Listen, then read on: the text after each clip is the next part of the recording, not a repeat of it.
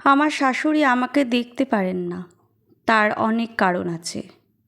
আমি শ্যামলা, গাঢ় শ্যামলা, তার দুধে আলতা রঙের বউ লাগতো। তিনি তার ডাক্তার ছেলের জন্য ডাক্তার বউ চেয়েছিলেন। আমি টেনে টুনে ডিগ্রি পাস। তার ইচ্ছা ছিল বড় ঘরে ছেলের বিয়ে দেওয়া। আমার বাবা সামান্য হাই স্কুলের টিচার, সেই স্কুলটিও বেসরকারি। এই বছর এমপিওভুক্ত হয়েছে, এখন সব কাগজপত্র পুরোপুরি আসেনি। এই অবস্থায় তার ছেলের সাথে আমার বিয়ে হবার কোনো সম্ভাবনাই ছিল না, তবুও হয়ে গেল তার ছেলের কারণে। তার ছেলে ইফতি আমার আপুর বান্ধবীর খালতা ভাই। সেই বান্ধবীর মাধ্যমেই আমার পরিচয়। সে নাকি প্রথম দেখতে আমার প্রেমে পড়েছিল। কেন পড়েছিল জানি না। সে আমাকে বলেছিল আসলেই নাকি আমার চোখে প্রেমে পড়েছিল সে। আমার চোখে নাকি ভীষণ গভীর, এমন গভীর চোখ নাকি আর কারণ নেই। আমি যদিও তার কথা বিশ্বাস করিনি। আমাদের বিয়েটা হলো অনেক অনেক ঝামেলা করে। বিয়ের দিন ইফতির মা এলেন না। তিনি তো আমাকে পছন্দই করেনি এক ফোঁটাও। আসবেন কেন বিয়েতে? আমিও বললাম বিয়ে করব না। যে বিয়েতে শুরুতেই এত ঝামেলা, সেখানে বিয়ে হলে ঝামেলা আরও বাড়বে, একটুও কমবে না। ইফতির জন্য শেষমেশ বিয়েটা করতে হলো। ও আমার হাত ধরে চোখে চোখ রেখে বলল, আমি সব সামলে নেব, ট্রাস্ট মি। ওর চোখের দিকে তাকানো আমার ভুল হয়েছিল সেদিন। আমার চোখ নাকি গভীর, অথচ ওর চোখের দিকে তাকিয়ে আমি কোনো অতল খুঁজে পাচ্ছিলাম না। আমি এক বিশাল বড় সর্বনাশ হয়ে গেল সেদিন। আমি ওর চোখে ডুবে গেলাম। আর আমাদের বিয়েটাও হয়ে গেল। বিয়ের পর দিন সকালবেলায় আমার শাশুড়ি আমাকে ডাকতে এলেন, সকাল ঠিক 6টায়। এসে বলল, গোসল করে রান্নাঘরে চলে এসো। ইফতিও তখন উঠে পড়েছে। ওর মায়ের কাছে গিয়ে বলল, ও রাতে অনেক দেরিতে ঘুমিয়েছে, আর একটু ঘুমাক, রান্নাঘরে যাবার জন্য তো সারা জীবন পড়ে আছে। আমি আর ওর মা দুজনেই অবাক হয়ে ওর দিকে তাকিয়ে রইলাম। ওর মা আর কিছু না বলেই চলে গেলেন। আমি শাশুড়ির পিছু পিছু যাচ্ছিলাম। ইফতি আমার হাত শক্ত করে ধরে বলল, কই যাও? রান্নাঘরে। কেন, মানা করলাম না? এভাবে মানা করা ঠিক হয়নি, উনি গুরুজন। উনার মুখের ওপর এভাবে মানা করা যায় না। ইফতি হাত ধরে টান দিয়ে বলল, এত ভালো বউগিরি দেখাতে হবে না, চুপচাপ গিয়ে ঘুমিয়ে পড়ো। 10টার আগে উঠবে না, আম্মাকে আমি সামলাচ্ছি। আমি ইফতির কথা শুনে শুতে গেলাম, কিন্তু ঘুম এলো না। ইফতি এর মধ্যে ঘর থেকে বেরিয়ে কই যেন ঘুরে এলো। মনে হয় মাকে ম্যানেজ করে এসেছে। এসে গোসল করে ফিটফাট হয়ে পড়ল। আমি জিজ্ঞেস করলাম, কই যাও? চেম্বার করে আসি, ছুটি নাই আজকে। 2 দিন পর হানিমুন যাব, তখন লম্বা ছুটি নেব। আমি উঠে রান্নাঘরে গেলাম। মা দেখলাম রুটি বেলছেন। আমাকে দেখে জিজ্ঞেস করলেন, ঘুমাওনি? না মা, আমি রান্না করি আপনার সাথে। উনি ভীষণ রকম শীতল এক দৃষ্টিতে আমার দিকে তাকিয়ে বলল, না, আজকে তোমার ছুটি, তোমাকে কোনো কাজ করতে হবে না। সেই শীতল দৃষ্টিতে আমার ভেতর পর্যন্ত জমে গেল, আর আমি আর কিছু করতে পারলাম না। সকাল 10টার পর আমাদের নাস্তা করা কেবল শেষ হয়েছে। সেই সময় আশেপাশে ফ্ল্যাটের প্রতিবেশী আন্টিরা এলেন আমাকে দেখতে। আমাকে দেখেই তাদের কানাঘুষা শুরু হলো, কিন্তু তারা কানাঘুষা একটু উঁচু শব্দে করছিল কি না, কথাগুলো আমার সবাই শুনতে পাচ্ছিলাম। তাদের কথাগুলো সারছিম ছিল এই, এত সুন্দর একটা ছেলে এমন এক কালো মেয়েকে কীভাবে বউ করে নিয়ে আসলো? ফেঁসে গেছিল নাকি? আমি মায়ের দিকে তাকালাম। তিনি আমার দিকে তাকিয়ে আছেন। তার চোখের দৃষ্টিতে আগুন। ভীষণ উত্তপ্ত সেই আগুনে আমার পুরো অস্তিত্ব জ্বলতে লাগলো।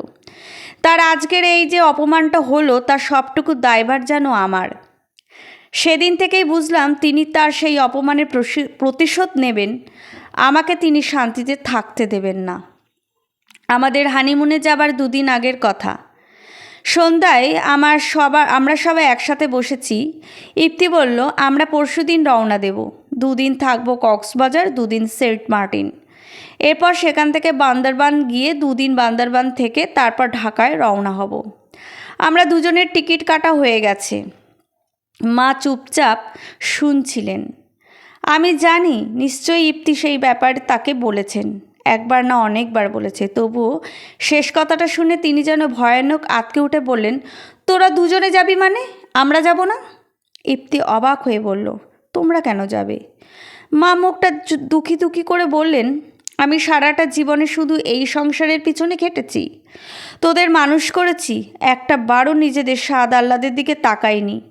ছোটোবেলা থেকে আমার সমুদ্র দেখার শখ। তোর বাবাকে বলতাম, তিনি হাসি হাসি মুখে বলতেন, ছেলেরা বড় হোক সায়রা, এরপর আমরা আমাদের শখ মেটাবো। ছেলেরা বড় হলো, কই শখ তো মেটানো হলো না আমাদের। ইপ্তি বলল, মা তুমি কি বলতে চাও বুঝতে পারছি, কিন্তু তোমরাও তো বুঝতে হবে, এটা আমাদের হানিমুন। আমাদের দুজনকে একটু আলাদাভাবে চেনার জানার সুযোগ হবে হানিমুনে। তোমার শখ আমি অবশ্যই পূরণ করব, কিন্তু সেটা পরে। আর 1 মাস পরে আমরা পুরো পরিবার ঘুরতে যাব কক্সবাজার, কিন্তু শুধু এই কটা দিন আমরা দুজনের, আমাদের একা যেতে দাও। মা শোভা ছেড়ে উঠে ঘরে যেতে যেতে বললেন, বুঝলাম বাবা, হয়েছে আমার সমুদ্র দেখা। যেই ছেলের বিয়ের পরদিন চেম্বার করতে যাওয়ার আগে সে নাকি আমাদের আবার ছুটি নিয়ে সমুদ্র দেখাবে। থাক বাবা, তোরা যা, আমার আর সমুদ্র দেখার দরকার নেই। ইপ্তি ভয়ানক অস্তিত্বে পড়ে গেল। শেষে আমি বললাম, চলো সবাইকে নিয়ে যাই। আমাদের চেনা জানার জন্য তো সারাটা জীবন পড়েই আছে, এমনভাবে পুরো ফ্যামিলি নিয়ে ঘোরার সুযোগ হয়তো আর পাবো না। চলো আমরা সবাই মিলে যাই। 2 দিন পর ইপ্তি, আমি আর ওর বাবা মা চললাম আমরা হানিমুনে, আমাদের হানিমুনে। আমার দেবর এলো না, সে ভীষণ রেগে ওর মাকে বলল, এইসব গেম খেলা বন্ধ করো তো মা, বিয়ে তো হয়ে গেছে, এবার ভাই আর ভাবিকে একটু শান্তিতে থাকতে দাও। আম্মা প্রচণ্ড রেগে গিয়ে বলেন, গেম খেলছি মানে? তোর কি মনে হয় আমি ফাজলামি করছি? তুই ছোট থেকে বেয়াদব ছিলি, এখনও বেয়াদব হয়ে রয়ে গেলি। আমরা কক্সবাজারে গেলাম। কক্সবাজারের আগে একটা হোটেলের রুম করা ছিল, আর রুম পাওয়া গেল না। আমরা বাবা মাকে নিয়ে একই রুমে থাকলাম। আমাদের 6টা দিন বাবা মায়ের সাথে কেটে গেল। মা অতি যত্নে একটু আমাদের কাছ ছাড়া হতেন না। আমাদের দুজনের একান্তের কাটানোর সময় মাঠে গুলি খেয়ে মারা গেল। আমরা ঢাকায় ফিরলাম। এরপর মায়ের সাথে আমার ভীষণ সুন্দর সময় কাটানো শুরু হলো। মা অতি যত্নে আমার প্রত্যেক কাজে খুঁত ধরতে লাগলেন। রান্না করতে গেলে আমাকে কঠোরভাবে নির্দেশনা দিতে লাগলেন। রুটি বেলতে গিয়ে একটু গোলের জায়গায় লম্বা হলেই তিনি টুস করে 2টো কথা শুনিয়ে দিতেন। আমাকে যত্ন করে সকাল সকাল ঘুম থেকে উঠিয়ে দিতেন। মোটামুটি ঘরের কাজ আমারই করতে হতো। ইপ্তি আর আমি বাইরে ঘুরতে যেতে চাইলে মুখ এমন করে গোমড়া করে বসে থাকতো যে বাইরে যাবার মন উঠে যেত। বাইরে গিয়েও ভালো লাগতো না। এভাবে চলতে লাগলো।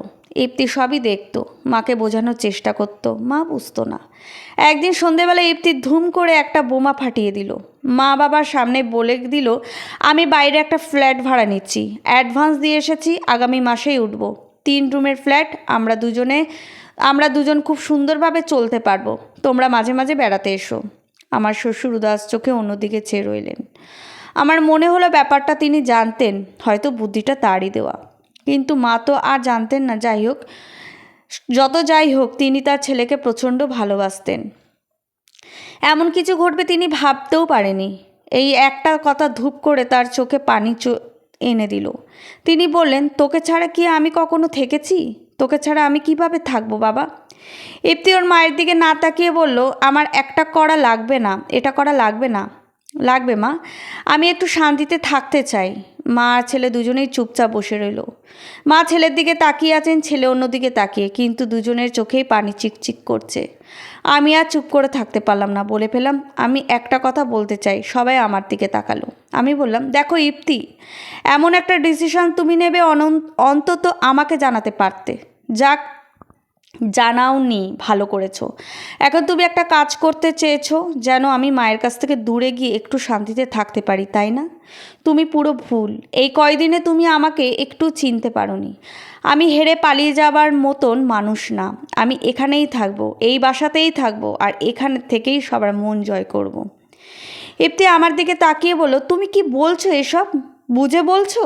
এই অবস্থায় কিন্তু কোনো চেঞ্জ হবে না। না হলে না হোক, আমি এই বাসা ছেড়ে কোথাও যাব না বলেই আমি উঠে চলে গেলাম। আর চোখে মায়ের দিকে তাকালাম। তিনি আমার দিকে তাকিয়ে আছে, কিন্তু তার চোখে সেই হাড়হিম করা শীতল দৃষ্টিটা নেই। পরদিন রান্নাঘরে ঢুকে মা বেশ অবাক হলেন। আমি তার আগেই রান্নাঘরে ঢুকে বসে আছি। তিনি বললেন, তুমি এখানে কি করো? আমি বললাম, আমি রান্না করতে এসেছি। আজকে আমি নিজের মতো রান্না করব, আপনি কোনো কিছু বলতে পারবেন না আমাকে। কালকে বলেছি না, আমি হেরে যাব না, সংগ্রাম করে যাব। মা বিরক্তিতে তাকিয়ে বললেন, কি বল উল্টোপাল্টা, একটা রুটি ঠিক মতো বেলতে পারো না আর আসছো রান্না করতে? তোমাকে দিয়ে জীবনে এই কাজ হবে না, তুমি যাও ইপ্তির কাছে গিয়ে বসো থাকো। আমি বললাম, চলেন মা, আমরা একটা প্রতিযোগিতা করি, আপনিও রান্না করেন আমিও রান্না করব। বাড়ির লোকদের খাওয়াবো, যার রান্না ভালো হবে সেই আজকের বিজয়ী। এই তুমি ফাজলামি করছো আমার সাথে? এখানে কি রিয়েলিটি শো চলছে? দেখেন মা, করেই দেখেন, দেখি কে জেতে। মা গজগজ করতে করতে রান্না করলেন, আমিও করলাম। খাবার টেবিলে আমাদের দুজনের রান্না করা খাবারই দেওয়া হলো, কিন্তু কোনটা কার রান্না বলা যাবে না। বাড়ির সবাই খেতে বসলো, দেখা গেল আমার রান্নাটাই সবার আগে শেষ হচ্ছে। আমার শ্বশুর তো হাত চাটতে চাটতে বলেন, ইপ্তির মায়ের রান্না কি অনেক দিন পর এত মজা পেলাম, বিয়ের পর এমন করে রাঁধতো। মা অগ্নিদৃষ্টিতে বাবার দিকে তাকালেন। বাবা তো আর জানে না ওটা আমার রান্না। তিনি অবাক হয়ে মায়ের দিকে তাকিয়ে বললেন, মায়ের রাগের কারণ তিনি বুঝতে পারলেন না। আজকে রান্নায় আমি বিজয়ী হলাম। মার তরকারি বাদ দিয়ে আমার রান্না তরকারি খেতে খেতে বললেন, ঝড়ে বক মেরেছে, প্রথম দিন তো তাই একটু সুযোগ দিয়েছি, পরদিন আমিই জিতব। আমাদের প্রতিযোগিতা চলতেই লাগলো। কোনো দিন মা জেতেন, কিন্তু বেশিরভাগ সময় আমিই জিতি। মা একদম বিরক্তিতে ফেটে পড়েন, খালি বকতে থাকেন, এইসব বাচ্চামো কে করে? আমিও এই পাগলামো এইসব বাচ্চামি কাজ করে বেড়াচ্ছি। কিন্তু তবুও তিনি প্রতিযোগিতা থেকে পিছু হন না। আস্তে আস্তে আমাদের প্রতিযোগিতার ক্ষেত্রে আরও বেড়ে গেল। আমরা শুধু বান্নাতেই থেমে থাকলাম না, ঘর গুছানো, কেনাকাটা করা, সব কিছু আমাদের প্রতিযোগিতা ছড়িয়ে পড়ল। আমি একদিন ডাইনিং রুম গোছাই, মা ডাইনিং গোছান। এরপর আমরা তুলনা করি কারটা বেশি সুন্দর হলো। মা আবার দেবরের জন্য জামা কিনে নেন, আমিও বাবার জন্য জামা কিনে আনলাম। এটাও তুলনা করা হয় কারটা বেশি ভালো হয়েছে। আমাদের প্রতিযোগিতা সবাই খুব বিরক্তি হয়ে গেল। সবচেয়ে বেশি বিরক্তি হলো ইপ্তি। ও বলল, কি বিপদে পড়লাম, এর চেয়ে তো আলাদা বাসা নিয়ে থাকাই ভালো ছিল, দেখবা একদিন এসব নিয়ে কঠিন সমস্যায় পড়বে। ইপ্তির কথার কয়েকদিন পর অক্ষরে অক্ষরে ফলে গেল। মা অসুস্থ হয়ে পড়লেন, ভীষণ অসুস্থ। বিছানা থেকে উঠতে পারেন না, খেতে পারেন না, কথা বলতে পারেন না, কেবল চোখ উল্টিয়ে পড়ে থাকেন। আশেপাশের লোকজন বলাবলি করতে লাগলো, আর ওনার সময় নেই, দিন শেষ। ইপ্তি একদিন আমাকে কঠিন ঝাড়ি দিল, বলল, দেখো তোমাদের এই প্রতিযোগিতা করতে করতেই মায়ের এই অবস্থা, সারাক্ষণ মানসিক টেনশনে পড়তে থাকতেও অসুস্থ হয়ে পড়েছে। কতদিন বলেছি এসব আজে বাজে প্রতিযোগিতা বাদ দাও, শুনোনি তো আমার কথা। এখন বোঝো, মায়ের এই অসুস্থতার জন্য তুমি আর মা দুজনেই দায়ী। আমি কিছু বললাম না, নীরবে ওর কথা শুনে গেলাম। হয়তো ও সত্যি বলেছে, হয়তো আমাদের এই ছেলে মানুষের জন্য মায়ের অসুস্থতা। মা এত মানসিক চাপ নিতে পারেননি। আমি মায়ের কাছে গেলাম। মায়ের যত্নের ভার পুরোপুরি আমি নিজের ওপর নিয়ে নিলাম। তার মাথা জলপট্টি বেঁধে নিলাম, খাওয়ালাম, গা মুছিয়ে দিলাম। রাতে তার পাশেই থাকলাম। ইপ্তি এসেছিল আমাকে নিতে। বলল, সারাদিন তো অনেক কষ্ট করেছো, এখন একটু বিশ্রাম নাও, যাও রুমে গিয়ে শুয়ে পড়ো, মাকে আমি দেখছি। আমি ইপ্তির কথা শুনলাম না। ইপ্তিকেই বরং রুমে পাঠিয়ে দিয়ে সারা রাত মায়ের পাশে বসে থাকলাম। এত রাগী মানুষটা কেমন যেন নিশ্চুপ হয়ে পড়েছে। আমার খুব খারাপ লাগছিল, কাঁদতে চাচ্ছিলাম না একটুও। তবু চোখ বেয়ে দরদর করে পানি গড়িয়ে পড়ল। সারা রাত মানুষটার মাথায় হাত রেখে বসে রইলাম। ঘুম এলো না এক ফোঁটাও। দুদিন পর মা অনেকখানি সুস্থ হয়েছে, এখন উঠতে বসতে পারেন, নিজে নিজে খেতে পারেন। আমি মায়ের কাছে গিয়ে বললাম, মা আমি যাই। মা একটু অবাক হয়ে আমার দিকে তাকিয়ে দুর্বল গলায় বললেন, কই যাও? আমি বললাম, আপনার এই অসুস্থতার জন্য দায়ী আমি আপনাকে মানসিকভাবে অনেক কষ্ট দিয়েছি, তাই আপনি অসুস্থ হয়ে পড়েছিলেন। আমি চাই না আপনি আর কষ্ট পান আমার জন্য। আমি আমার মায়ের বাসায় চলে যাচ্ছি, কিছুদিন ওখানেই থাকবো, আর ইপ্তি আপনার কাছেই থাকবে। ওকে আমি নিয়ে যাব না আপনার কাছ থেকে। আমি বেরিয়ে এলাম বাসা থেকে। মা কেবল ফ্যাল করে তাকিয়ে রইলেন, কিছু বললেন না। পরদিন দুপুরবেলা বাবার বাসায় আমার রুমটার বসে আছি, ভালো লাগছে না। কত পরিচিত আমার এই রুম, কত বছর এখানে কাটিয়েছি, কিন্তু কেমন যেন অচেনা লাগছে। আমার মনে হচ্ছে জীবন থেকে কি যেন হারিয়ে ফেলেছি। একজনের সাথে প্রতিযোগিতা ছিল, তাকে হারিয়ে জিতে যাবার চেষ্টা ছিল, সেটা আর নেই। সেই জায়গাতে এখন রয়েছে কেবল শূন্যতা। কলিং বেল বাজলো। কে যেন এসেছে। আম্মু মনে হয় গেছে দরজা খুলতে। দরজা খোলার শব্দ পেলাম। এরপরে আম্মুর গলা প্রায় চিৎকার করে বলছেন, এই অসুস্থ শরীর নিয়ে এভাবে চলে এসেছেন কেন? আমি রুম থেকে ছুটে বাইরে বেরিয়ে এলাম। দেখি আমার শাশুড়িমা দাঁড়িয়ে আছেন, এখনও খুব দুর্বল। তবু আমাকে দেখে একটুখানি হাসলেন। এরপর বলেন, বউকে নিতে এলাম, ওকে ছাড়া ভালো লাগছিল না। আমি জানি এই কথাটা সত্যি না, জানি এটা তার ভান। হয়তো ছেলে মন খারাপ করে বসে আছে, ছেলেকে অসম্ভব ভালোবাসেন বলেই ছেলের মনের দুঃখ কাটাতে আমাকে নিতে এসেছেন। তবু কথাটা শুনে কেন যেন এত ভালো লাগলো বুঝতে পারলাম না। যত মিথ্যাই হোক, এই কথাটাই আমার মনে একটা অন্যরকম পরশ বুলিয়ে দিল। আমার চোখের পানি চলে এসেছিল। আমি সেটা লুকোতে গেলাম। শাশুড়িমা আমার দিকে তাকিয়ে ছিলেন, হয়তো তিনি দেখলেন তা। আম্মু আমার শাশুড়িকে বললেন, এই জন্যে আপনার কষ্ট করে আসার কী দরকার ছিল? একটা ফোন করে দিলেই তো পারতেন। আর তো মাত্র গতকাল এসেছে, আর কয়টা দিন বেরিয়ে যাক। আমি বললাম, না আম্মু, আমি আজকেই চলে যাব, মায়ের সাথেই যাব। আম্মা অবাক হয়ে আমার দিকে তাকিয়ে রইল। আমি ঘরে চলে গেলাম। এখন অনেক কাজ, ব্যাগ গুছোতে হবে। বিকেলবেলা শাশুড়িমা আর আমি রিকশায় চড়ে বাড়ি ফিরছি। দুজনেই চুপচাপ। মেইন রোড থেকে রিকশা গলির মুখে ঢুকতেই মা হঠাৎ বললেন, তোমাকে একটা কথা জিজ্ঞেস করি। আমি চমকে উঠে তার দিকে চেয়ে বললাম, জি বলেন। তুমি তো আগে আমাকে অনেক ভয় পেতে, হানিমুনে গিয়েও আমাকে দেখে ভয়ে ভয়ে থাকতে, হঠাৎ তোমার পরিবর্তন হলো কেন? আমি হেসে বললাম, আগে মনে হতো আপনি ভীষণ জাদ্রেল, আপনার মনে একদম মায়া মমতা নেই। আপনি যেভাবে রাগী চোখে আমার দিকে তাকাতেন আমার খুব ভয় লাগতো। তারপর ভয়টা হঠাৎ চলে গেল। কেন? ইপ্তি যেদিন আমাকে নিয়ে অন্য জায়গায় চলে যাবে বলেছিল, আপনি সেদিন কেঁদে ফেলেছিলেন। আপনার চোখে দেখে সেদিন মনে হয়েছিল এই যে আমাকে এত বকাঝকা করেন, এইগুলো সব বাইরের রূপ। আপনার ভেতরে একজন মা আছে, যার জন্য প্রচণ্ড এক মায়া আছে। আমি সেই মায়ের খোঁজ পেয়ে গিয়েছিলাম, তাই আর ভয় পাইনি।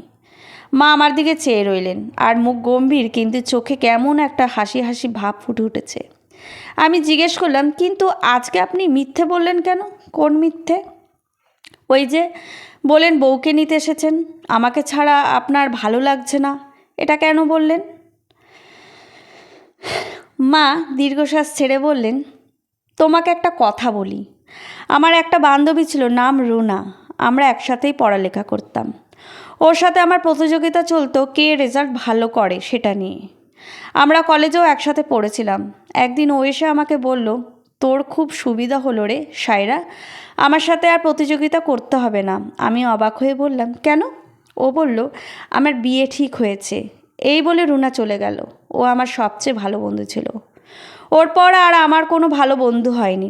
আমার স্বামী হয়েছে, সংসার হয়েছে, ছেলেপিলে হয়েছে, কিন্তু বন্ধু বলে যে কেউ আছে, তেমন কেউ আমাকে পায়নি।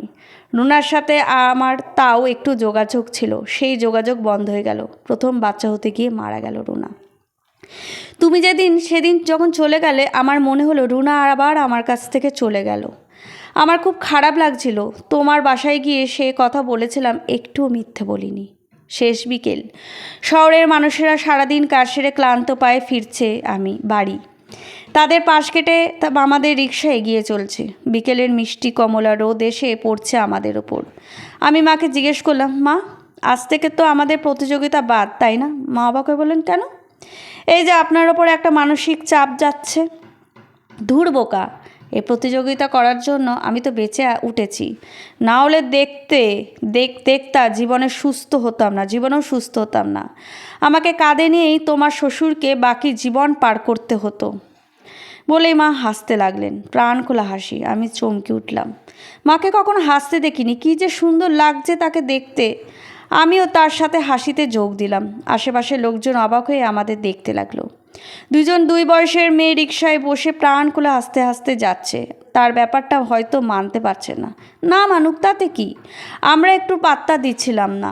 দুজনেই হাসতে হাসতে ফিরতে লাগলাম বাড়ি। দিনের সূর্যটাও তখন মুচকি হেসে মুখ লুকাচ্ছে পশ্চিম আকাশে।